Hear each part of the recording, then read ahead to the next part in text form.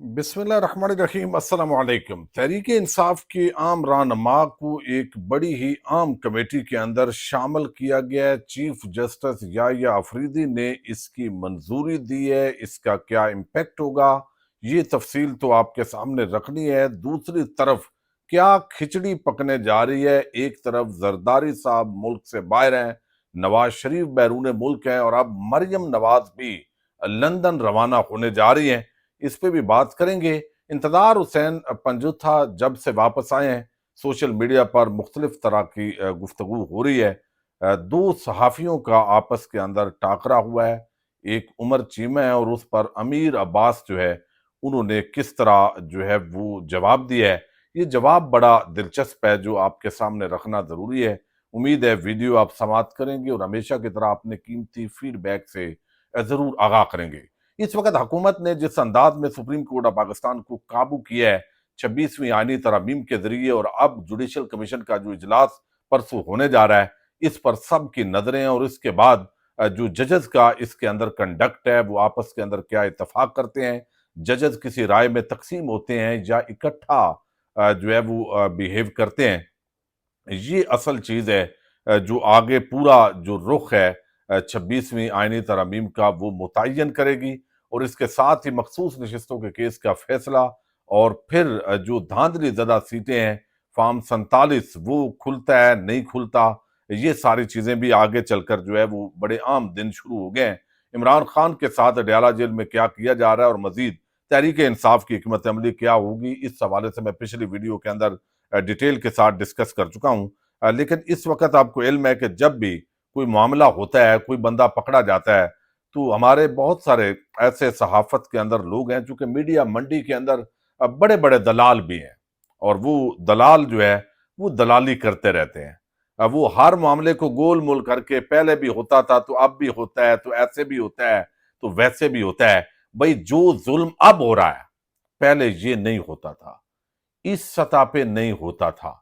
लोगों को उठाया भी गया, टार्चर भी किया गया। वो बहुत गिने चुने लोग थे, हत्ता कि गोलियां भी मारी गई।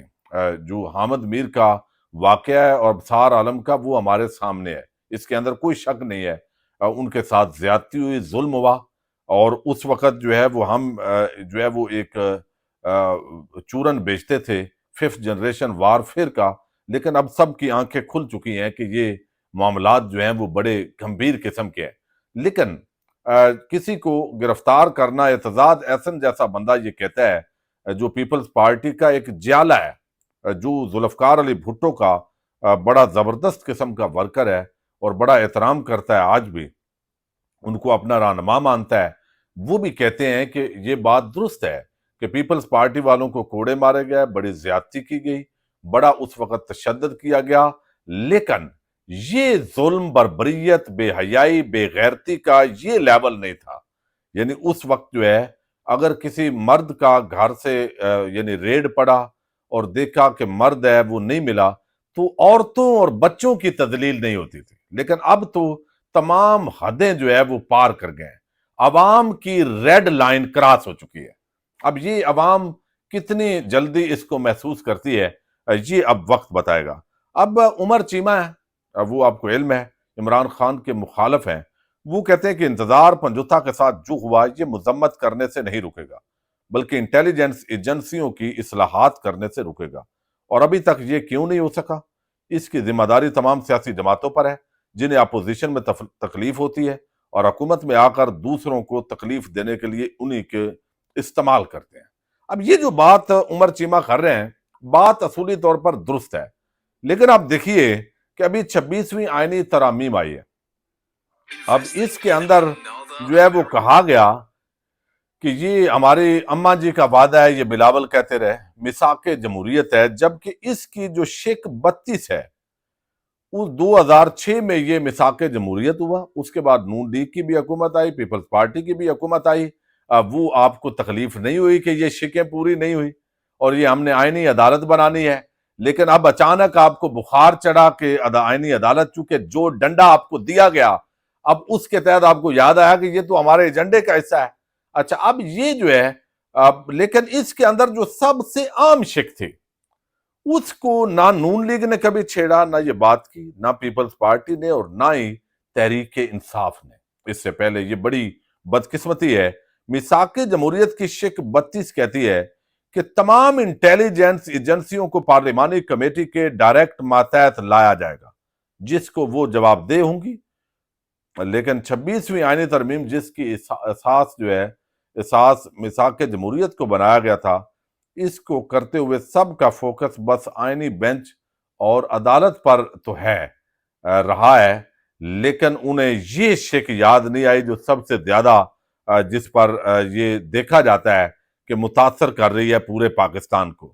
اچھا، اب جو عمر چیمہ ہیں، ان کو جو جواب دیا ہے نا امیر عباس، یہ بڑا جینون نپا تلا جواب ہے ان تمام صحافیوں کے لیے جو اگر مگر ادھر ادھر سب کا قصور ہے، ایسے ہے ویسے ہے کر کے اصل جو ظلم ہے یا ظالم ہے اس کو چھپانے کی کوشش کرتے ہیں۔ امیر عباس کہتے ہیں نہیں چیمہ صاحب، انٹیلیجنس ایجنسیز اگر کچھ غلط کرتی ہیں تو سیاستدانوں سے زیادہ ذمہ داری ہم صحافیوں اور دانشوروں پر بھی عائد ہوتی ہے۔ ہمارا طبقہ قوموں کی بربادی اور ترقی کا حصہ دار ہے۔ سیاستدانوں کا تو اقتدار کی صورت میں مفاد ہوتا ہے جس کے لیے وہ کسی حد تک بھی گر جاتے ہیں، لیکن ہم کیوں گرتے ہیں؟ یعنی صحافی جو ہے وہ پلاٹوں کے لیے اور مختلف لفافوں کے لیے کیوں گرتے ہیں؟ وہ یہ کہہ رہے ہیں کیا ہم سیاستدانوں سے نفرت اور بغض میں ایجنسیز کے غیر آئینی اور مجرمانہ اقدامات کے بھون پھول نہیں بنتے؟ کیا ہمیں نہیں معلوم کہ 8 فروری جعلی مقدمات، گھروں پر چھاپے، کاروبار کی بندش، مار داڑ عورتوں اور بچوں تک کو ایک شخص کے بغض میں رگڑ دینا، آئینی ترامیم اور ایک سیاسی جماعت چھڑوانے کے لیے دھونس زبردستی کی پریس کانفرنس سمیت لاتعداد خوفناک واقعات کے پیچھے کون ہے؟ یعنی کیا ہم صحافیوں کو نہیں پتا کہ یہ کون ہے؟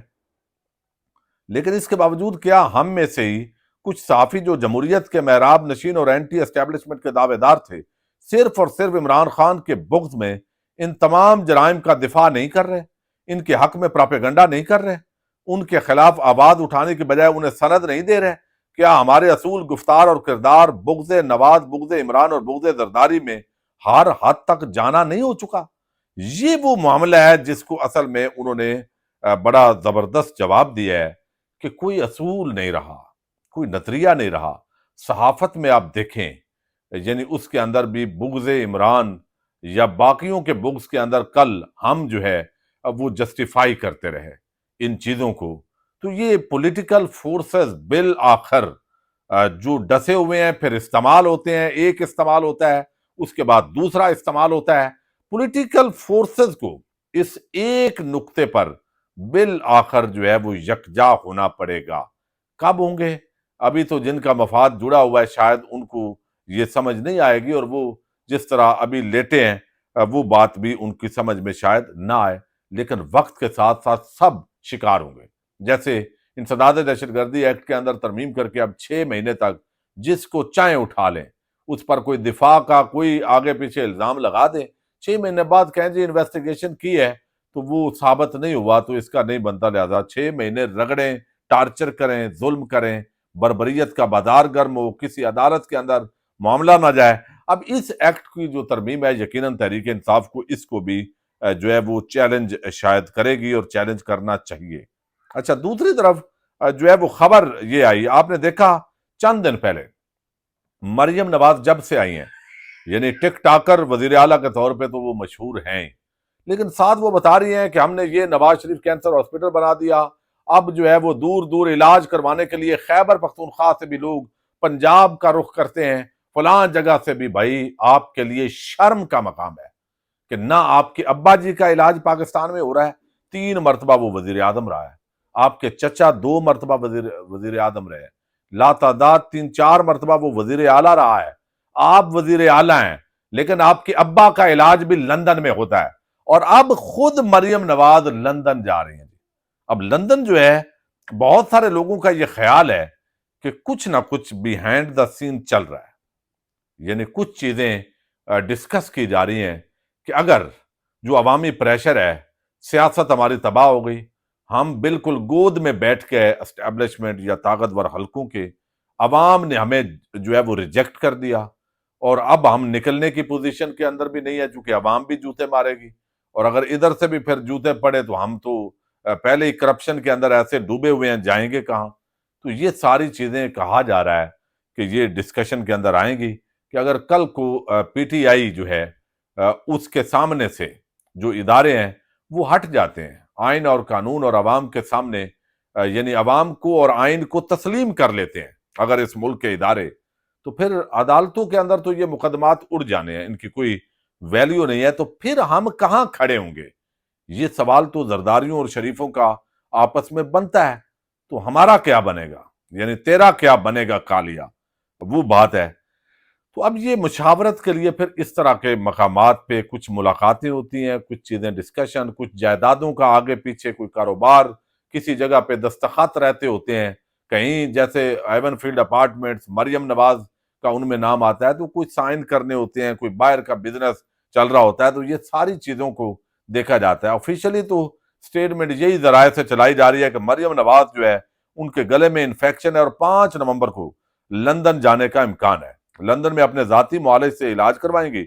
مریم نواز کافی عرصے سے گلے میں انفیکشن کا شکار ہے، جن کے نزلے زکام اور گلے کے انفیکشن کا علاج بھی لندن میں ہوتا ہے اور صرف اقتدار کے لیے پاکستان میں ہوتے ہیں، تو یہ پاکستانی قوم کے لیے شرم کا مقام ہے کہ ایسے لوگ یعنی پاکستانی قوم نے تو خیر ان کو الیکٹ ہی نہیں کیا، شرم کا مقام تو ان کے لیے ہے جنہوں نے بے شرمی سے فارم 47 کے ذریعے ان کو اس ٹولے کو دوبارہ مسلط کیا ہے۔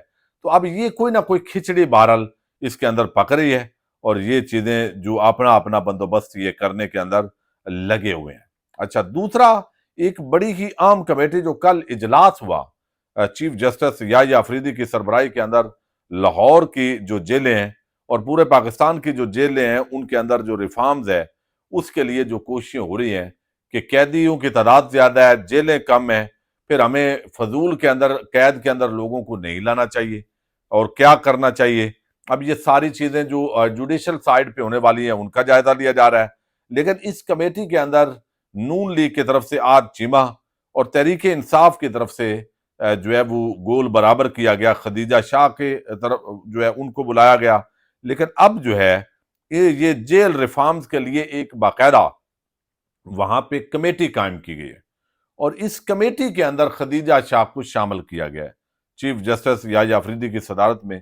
اب یہ فیصلہ ہوا ہے کہ جیلوں کی صورتحال انتہائی تشویشناک ہے، 1,08,643 قیدیوں کو صرف 66,625 قیدیوں کی مجاز گنجائش والی جیلوں میں رکھا گیا ہے، یعنی 66,000 یعنی 50% زیادہ لوگ ہیں۔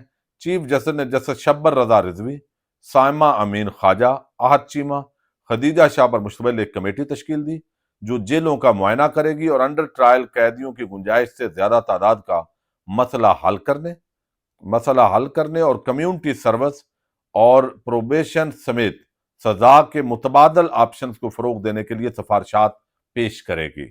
تو یہ بڑی عام ڈیولپمنٹ ہے۔ یقیناً بہت سارے لوگ بے گناہ ہوتے ہیں، کچھ ایسے بھی ہوتے ہیں جو صرف بیچارے مچل کے نہیں دے پاتے، ان کی ضمانت بھی اپروو ہوئی ہوتی ہے، سزا تھوڑی سی ہوتی ہے جرائم کے اندر، تو یہ ساری چیزیں جو ہے وہ اصلاحات کی ضرورت ہے۔